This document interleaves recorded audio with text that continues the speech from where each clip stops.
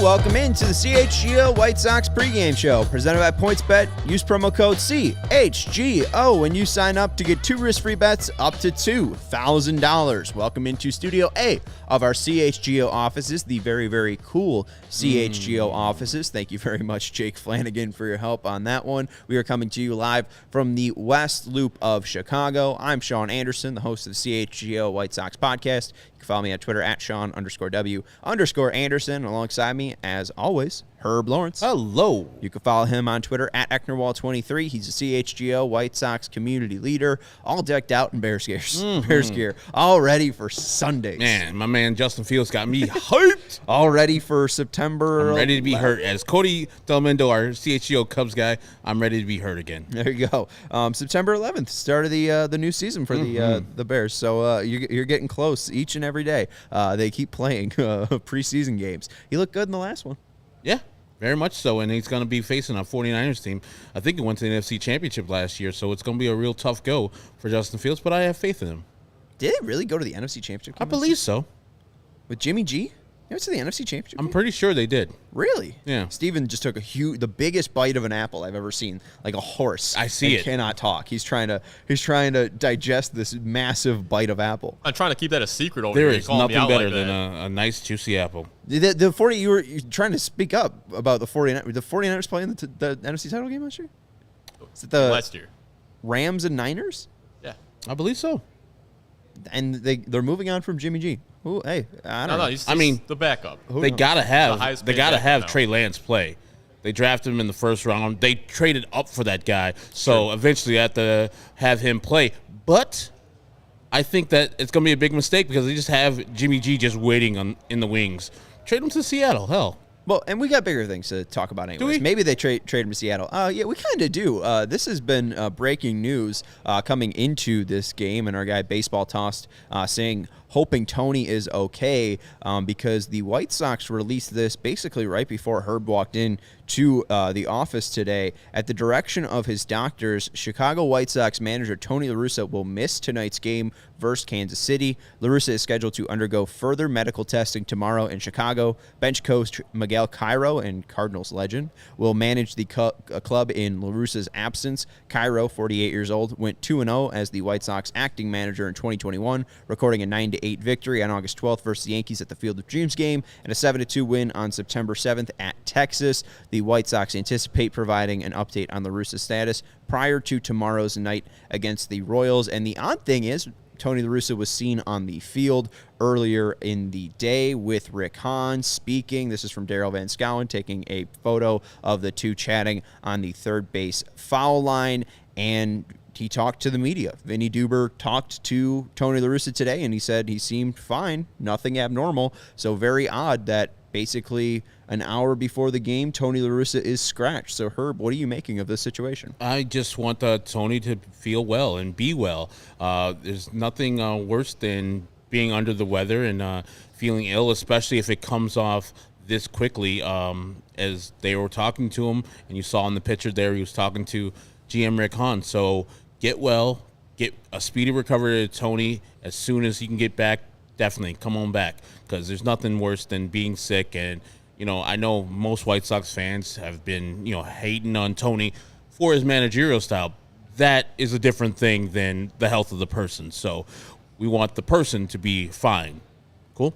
Right. Yeah, I want Tony to be all right. And I know if they win tonight, people are gonna be like, oh, see what Miguel Cairo did? Yeah. It's because the White Sox just solve the pitcher they see a lot. I don't think it means much. Herb and I are proponents of the manager doesn't matter. Maybe the messaging matters. Maybe some of the coaches matters, like the hitting coach and pitching coach. Ethan Katz has done a very good job. Frank Minicino, not so much. But Tony, I don't think that his overall presence matter, because Vinny's mentioned this, different winning styles or different managing styles can lead to wins. The White Sox won 93 games last year. It's not like Tony La Russa couldn't help this team to wins. So I don't think this is a true signifier of anything. Just again, hopefully Tony La Russa is able to recover and be all right. Obviously take your time, but if he's back tomorrow, it seems like it would be par for the course, because he only missed one game last year and then was back after the Field of Dreams game. Only missed one game in Texas last year and was back after that. So hopefully he gets back and is managing soon. I just find it interesting because I think it was last year or maybe the year before, there was the moment in a post-game press conference where he got a phone call from his daughter after a stressful ninth inning. And Darryl Van Schouwen ended up tweeting about it. La Russa's phone rang twice during his post-game press conference. He answered the second time saying, "I'll call you back. My daughter, she doesn't like it when I get stressed like that in the ninth inning. Neither do I. I keep telling her it's no fun." That was back on May 25th, 2022. This team's now 2-9 in the last 11 games. Are the White Sox killing Tony La Russa? I mean, with their bad play. We talked to Vinny on our show both Sunday and Monday, but after Sunday's game, Tony was visibly angry. They asked him, "Hey, are losing these games, are they frustrated?" He's like, "No, I'm angry." And so maybe, and hopefully Tony steps away, gets some time to himself if he's feeling too much stress and this job is causing him to feel ill. Step away. It's not worth it. You already have a legacy. And I'm not saying that just as a White Sox fan, as I want him to step away. I want the person to be good, living a couple more decades if he can, if he wants to. There's no reason to, have your health on the line just because of this team. As I tell you all, guys and girls, if you're watching this team and you're feeling like your mental health or physical health is in danger, step away. Do not watch them. Do not come there and watch. You can come and watch us if you want, but if we're giving you stress too, don't watch us either. Don't listen to us. But this is real life. If Tony is feeling a certain way about this club and it's causing health problems, that should be a red flag for him and say, "Hey, it's been real. Hey, I didn't get things accomplished that I wanted to, but know that I tried. I wanted to do it my way. It didn't work out. I'm going to step away for a little bit." Well, and Tony has retired before. He was treated for shingles back when he was a manager. I'm not sure if it's health playing into that, but he was 66 when he was retired. That was 11 years ago at this point. He's now 76. That blood pressure and dealing with the stress of a season like this probably was draining on a 66-year-old. That's why he retired. Now, with being 76, 10 years away from it, his body probably can't handle it like it used to. So hopefully, again, he's able to recover, bounce back, and at least finish out what the White Sox are, brought him in to do. Hopefully that's a playoff run. Hopefully that's a division win. But obviously the White Sox have a lot of ground to make up for that. And maybe it starts here against the Kansas City Royals. They have 3 against the Royals in Chicago, then 3 against Minnesota. And I want to talk about the White Sox versus the Royals since 2019, Herb, because it's honestly kind of disgusting. Yeah. The White Sox record since 2019 as a franchise, 263 and 248, above 500. Royals record since 2019, 211 and 302. The White Sox record versus the Royals since 2019, 34 and 30. But what I found out today, or just remembered, I guess, the White Sox played 10 games against the Royals in 2020. Mm-hmm. They went 9 and 1. Yep. So if you take out that shortened 2020 season and only look at 2019, 2020, and 2021, the White Sox, who have gone to the playoffs in 2 straight years against the sub-500 Royals, have gone 25 and 29. I am disgusted by that fact. This is what I say every year. If I rank my teams on how much I despise the team, the Twins and Royals are right there, back and back. And people ask, like, were the Royals? It's like, yeah.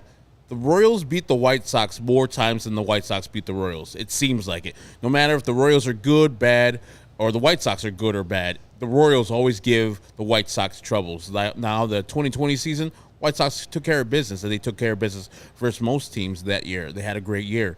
But this team is a bugaboo. They get up to play the White Sox. Now they have two local kids in their middle infield, I'm sure. Nicky Lopez and the guy from Mike Massey from Brother Rice get up for these games. And Salvi Perez has his career games versus the White Sox. They look at those White Sox games and circle them. Because we've had fights with them in the past. We've had discussions with them. The Brad Keller, Tim Anderson thing and Heath Fillmyer. Like, we don't like each other. I don't like Royals. I mean, Royals fans are beautiful, but I don't like the Royals.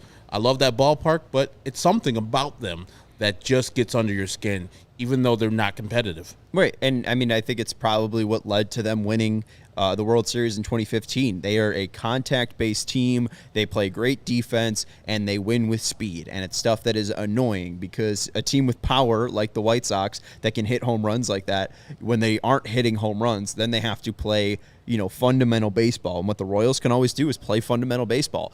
And that's what's frustrating about this organization is that, they always have random little guys, random little Nick Prados with his unibrow and, Mike Massey, gritty brother. Yeah, the Italian nightmare, right? Salvi as well, just guys who are very good fundamentally. So just very frustrating. And I think that's the biggest issue that we've seen with the White Sox in this rebuild. The fundamentals really haven't been there for the past, 4 years. We go back. I mean, I'm sure White Sox fans don't want me to say names like this, but Cy Chen, Bruce Chen, used to give the White Sox troubles. Joe Randa, just an average baseball player. We played versus the White Sox, turned into Brooks Robinson. Just awesome player. Like, they just keep on going. Mike Sweeney, who was a actually good player, would raise his level against the White Sox. Just hit a bunch of home runs. Yeah, the Royals have always given the White Sox all they can handle and more. I do not like playing them. I love going to the stadium, though. I love Kauffman Stadium. Well, and apparently Steve Stone, talking to Zach Greinke over coffee this offseason, the reason why he wanted to come back to the Royals, or one of the reasons, was because he could easily beat the White Sox.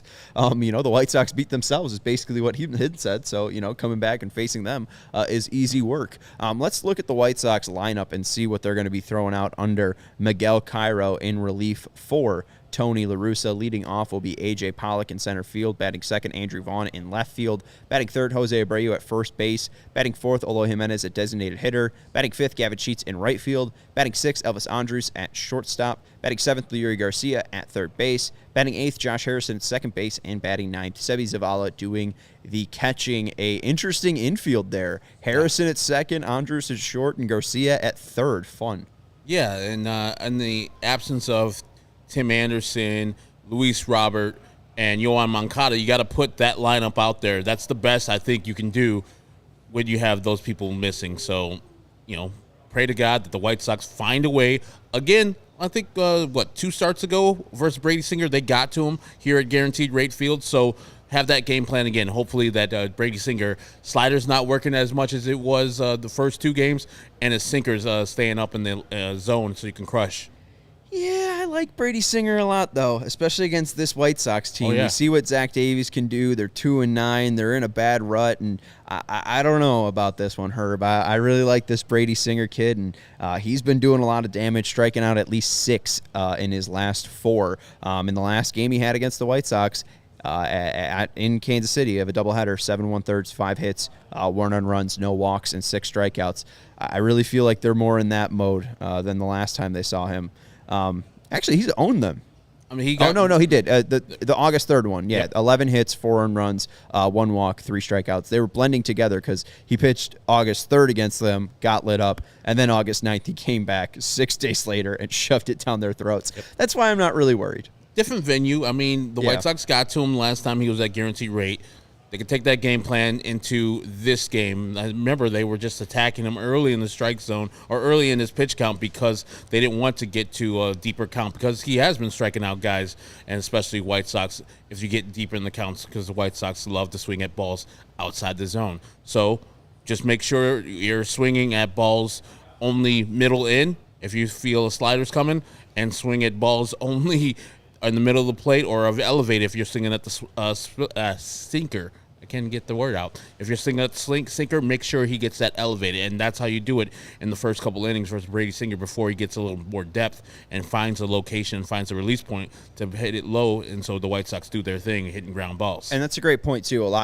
Something that Brady Singer does fantastically is called strikes. He gets the ball over the plate a ton. He will always try to offer a first pitch strike in the zone. I would love to see the White Sox be aggressive and try to look dead red, because he leaves it dead red. He'll leave it straight middle, especially early on in the count. So definitely keep an eye out for that. And this is why I like A.J. Pollock being the leadoff hitter instead of Andrew Vaughn today, because of A.J. Pollock's propensity of hitting fastballs and propensity of swinging early in the count. But I would love for that to happen today. But we just, Stoney was like, he's pulling balls, and then pulled it into that double play. So I don't know about AJ. AJ hasn't been looking too good as of late. Baseball Toss asking who gets sent down, Sebi or Carlos tomorrow? Carlos. Because, yes, Carlos is the answer. Because Tony La Russa, before he left Guaranteed Rate Field today, said Yasmani Grandal is likely to be activated from the injured list for tomorrow night's game. La Russa and Sox will see how Grandal feels before deciding whether he'll be catching tomorrow or not. So it sounds like even though if Yasmani won't be catching, he will at least be the DH tomorrow, which is probably why Aloy is the DH tonight. Will probably go out to left field. But you're right. I think it will be Carlos. But I'm excited to see Yasmani up here. Yeah, I don't think Sebi has any more options. That's one of the reasons why he'll stay up here. And we've only seen Carlos for that one day. So, yeah, I'm excited to see Yasmani back. And maybe this time the stuff he's doing down there in AA and AAA can stick with him. And he can be the productive hitter, and the fuck it attitude that he said he's going to be having coming back will stick with him and permeate throughout the team, and the team can hit a little bit more home runs because he's been doing well down there. Yes, and who also has been doing well, pinch runner extraordinaire Luis Robert got paid a ton of money to be a great pinch runner. Tony did talk about Luis Robert, who's not in the lineup tonight, and saying still his swing is a concern. When he could swing normally is when he'll be all right. The swings he's taking are looking a little more normal, but you can tell he's still favoring it. He's ready to play defense and run the bases. The day he can swing, he's in there. Jesus Christ. Put him on the IL. Allow that wrist to heal so he can hit. We're just prolonging his injury. We could have probably been back from the wrist injury if he would just went on the IL initially. White Sox have done this all year long where they're just babying an injury and taking up a roster spot. 2 days from now, that'll be fine because they can add a couple more guys. But today, the White Sox need another person to play. And to have Luis Robert as a glorified pinch runner and a defensive replacement is ridiculous. Put him on the IL. Right. And, the more you wait, the longer it's going to take. You could have put him on the IL after the game on August 25th. You could have had him back by, September 6th? But now if this persists, you're just delaying basically what I think is the inevitable. Yeah. He's not going to get healthy by keep on playing him. And then the Baltimore series probably made his wrist much worse than it would have been if he would just went on an IL stint. Yes, it's tough, but we have a bunch of players on the IL. Luis Robert missing these games are not helping the White Sox. Him pinch running is not really helping the White Sox. He's not stealing. That's how he got hurt. That's how the wrist got hurt in the first place. Right. So you just got to make sure that you can stand him up too, because sliding's different, or at least slide with a feet first. Yeah, right. Use those feet God gave you. We'll see what Luis Robert brings to the White Sox. Maybe he'll be in the lineup tomorrow. Maybe he won't be. Let's look at the Royals starting lineup for tonight. Leading off for your Kansas City Royals, Michael D. plus Taylor in center field. Batting second, Bobby Witt Jr. at third base. Batting third, Salvador Perez at catcher. Batting fourth, Ryan O'Hearn at designated hitter. Batting fifth, Hunter Dozier in right field. Batting sixth, Nick Pratto at first base. Batting seventh, my guy, Michael Massey at second base. Batting eighth, Kyle Isbell in left field. And batting ninth, Nicky Lopez at shortstop. Look at that lovely uniform right there. The white playing Crusaders? off the orange, playing off the maroon. Yes, your Brother Ice Crusaders. And your Brother Ice Crusader, Michael Massey, at second base today. Looking sharp. My guy. I like the colors. Maroon and orange. Yeah.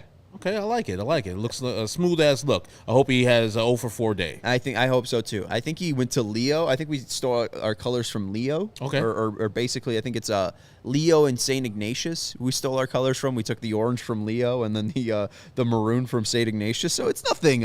It's nothing. Yeah, Alex Root says, "Hey, original. post his Illini uniform tomorrow." There you go, Steven. Yeah, we can do that. I will go through the Michael Massey evolution. We'll go from high school to college to Royals, and we'll put him in the Royals uniform on Thursday. Anyways, let's look at the starting pitchers today. Herb already mentioned Brady Singer and the start that he's been on, the fact that the Sox have hit him in August and haven't hit him in August.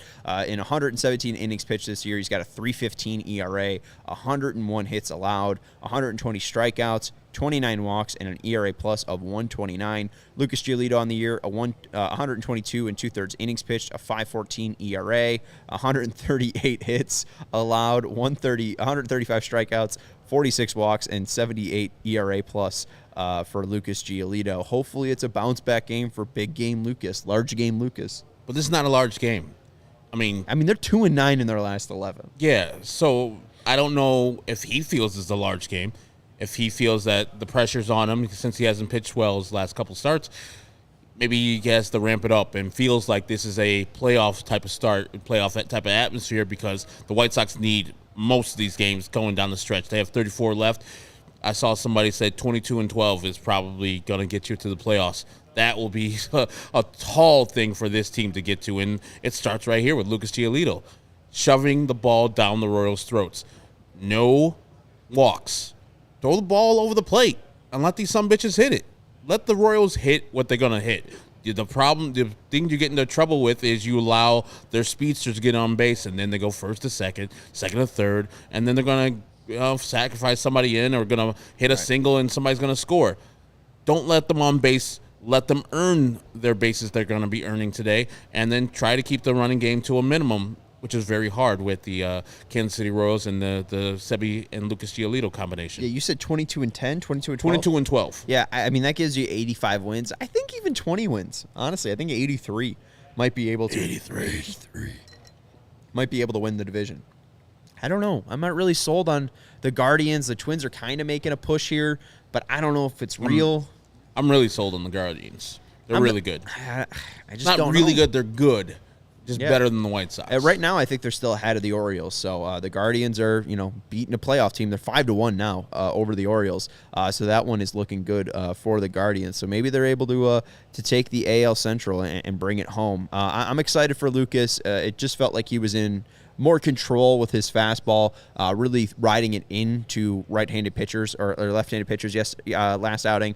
So if he continues that, just able to work it inside to left-handers, outside to right-handers, I think that will be a very, very good situation for Lucas Giolito. But again, it's all about control. Brady Singer, though, we've talked about him. I mean, again, his propensity to kind of leave stuff in the strike zone, but just the White Sox against sinker slider guys has been pathetic. And this is a guy that has a 95-mile-per-hour sinker. His slider's gotten better and better. I just have no faith in this team going into this. We haven't not giving our predictions yet. We're not giving our click to picks just yet. But I don't know if the White Sox can sweep the Royals because they have this on their plate.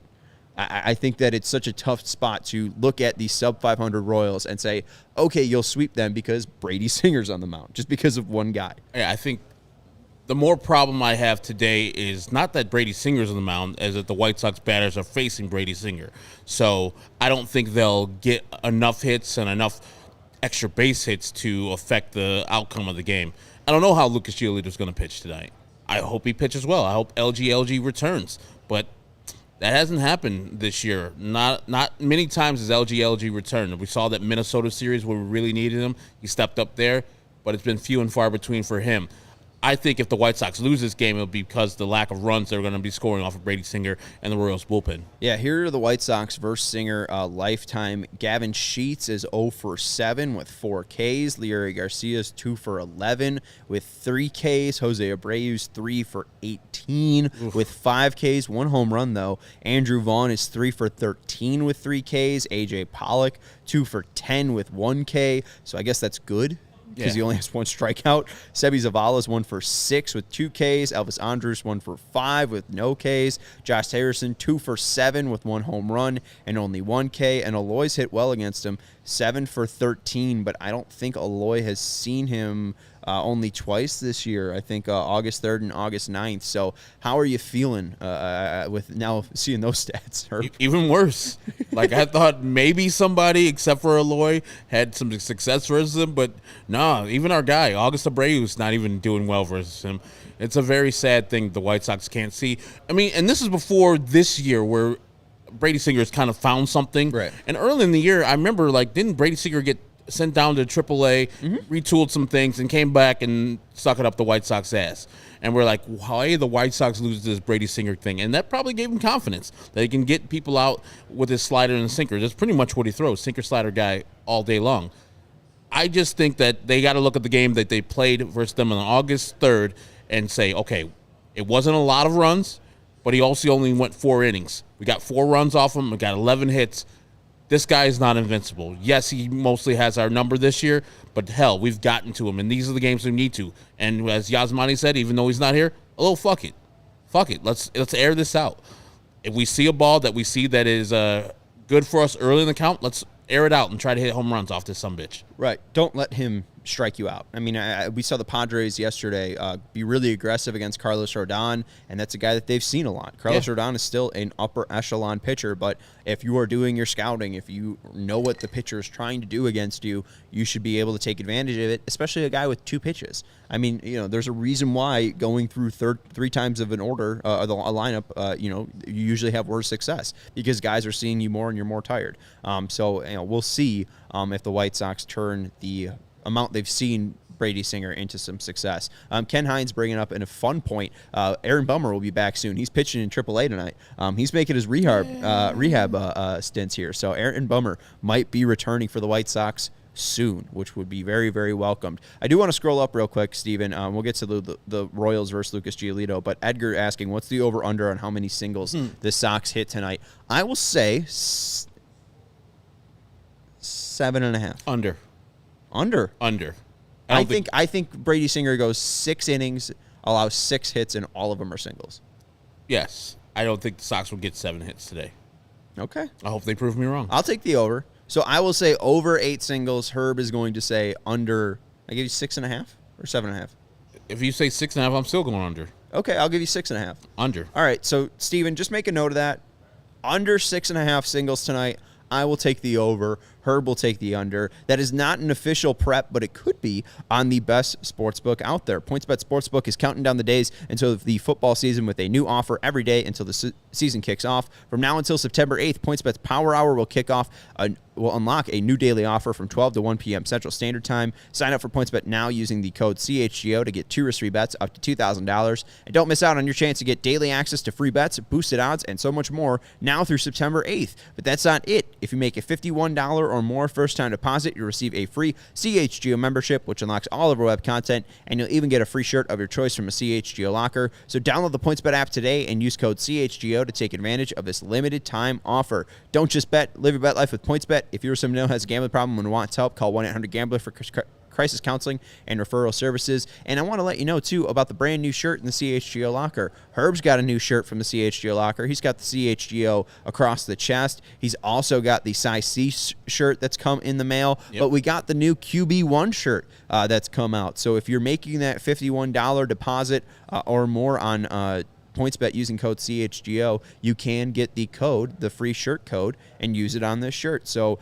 definitely check out the CHGO locker at chgolocker.com if you want to buy this shirt or take advantage of the PointsBet offer that we just told you about. Again, $51 or more first-time deposit. You receive a free CHGO membership, which unlocks all of our web content, and you'll even get a free shirt using the code CHGO. Herb, it's time to get into our predictions and our pick to click. Who is your click to pick, and what is your prediction? As I said before, A.J. Pollock is the guy that I said will be the best leadoff hitter for the White Sox because of his propensity to swing early and to swing at fastballs. I hope that Brady Singer throws him a first ball, fastball right down the middle, sinker, a little elevated, and A.J. Pollock takes that over the fence or hits the wall for a double. So I'm going A.J. Pollock, But I don't believe the White Sox will get that many hits off of Brady Singer. A lot of strikeouts today, and I don't think LG will show up. So the White Sox lose 6-2. I like the prediction. I do think the Royals on the money line at plus 115 is a good bet. I also think Brady Singer over 5.5 strikeouts at plus 115 is a good bet. I'll go Josh Harrison, though. Doesn't really strike out, puts the ball in play. So one of those 7 singles, 2 of them might be by Josh Harrison. Usually, on nights the Sox lose, we don't even talk about the click to picks because we're too mad. And I don't think we're going to talk about them tonight because I think they're going to lose. I will also say the White Sox lose. I'll say, just not to copy you, I'll say 5-3. All right? I'm still in the same area, You and Joe are on the same wavelength. Hey, look at that. Joe R saying 5-3, all 3 runs in the first inning. Maybe another Gavin Sheets first inning blast that the White Sox do nothing with. Alex Rude is taking Abreu as the click to pick and a White Sox win. And John Romaker is asking over under 1 home run for the Sox tonight. I'll take the under. I'll take the under, too. All right, so that's going to do it for the CHGO White Sox podcast. Actually, let's just look at the Giolito numbers because we have a quick second. The Royals versus Lucas Giolito. It's been interesting. Nicky Lopez, 5 for 23, 7 Ks, not good. Ryan O'Hearn, 4 for 22, 9 Ks, not good. But Kyle Isbell, 1 for 4. Nicky Prado, 1 for 2. Hunter Dozier, 6 for 28. Bobby Witt, 2 for 6. Michael Taylor, 3 for 11. And Sal Perez, 10 for 28. The real guys you need to watch out for there, mainly Salvador Perez and Bobby Witt Jr. Yeah. I mean, like always, those are the guys that take you over the fence. And you need to stay away from – you get Salvador Perez outside the zone. You don't have to throw him strikes, especially not fastballs in the zone. We saw that last year. White Sox just decided never to throw 8 balls outside the zone to Salvador Perez, and then he just deposited a lot of home runs over the fence. So you can throw sliders off the plate. You can throw changeups off the plate. Or fastballs elevated, and he'll swing at them. Right, but if you leave that fastball elevated, he might take it for a ride. He might. Especially when you're 91 miles per hour. White Sox Tom saying Tony was rushed to the hospital. We have not seen that reported. I don't know if that's new or not. I don't know if he's asking or he's making a statement there. I don't think he was. We have not seen any reports like that. It was just against doctors' wishes that he not manage tonight. So, again, the official statement from the White Sox does not have anything saying that he was rushed to the hospital. Vinny Duber said he seemed fine before today's game, that nothing was abnormal. He was seen talking on the field with Rick Hahn as well, and the statement says, at the direction of his doctors, White Sox manager Tony La Russa will miss tonight's game versus Kansas City, and he is scheduled to undergo further medical testing tomorrow in Chicago. So we'll get more on Tony tomorrow. It's a wait-and-see approach. I don't think we're going to learn too much tonight, though. Nope. Maybe Miguel Cairo gives a little bit of an update, but I don't know if something happened as in, he collapsed or, he something bad happened. I'm not sure. We'll see. Anyways, that's going to do it for the CHGO White Sox pregame show. Make sure you join us for the CHGO White Sox postgame show after the final out is made. Make sure to subscribe, like the video, and hit that notification bell so you're reminded or notified when we go live after this game. Follow Herb Lawrence on Twitter at Ecknerwall23. I'm Sean Anderson. You can follow me on Twitter at Sean_W_Anderson. Let's go Sox. Hopefully they're going to win against Brady, the fat lady singer, tonight. See what you did there. I forgot to mention it now, so I'll mention it later. We'll talk to you after the game. Let's go Sox.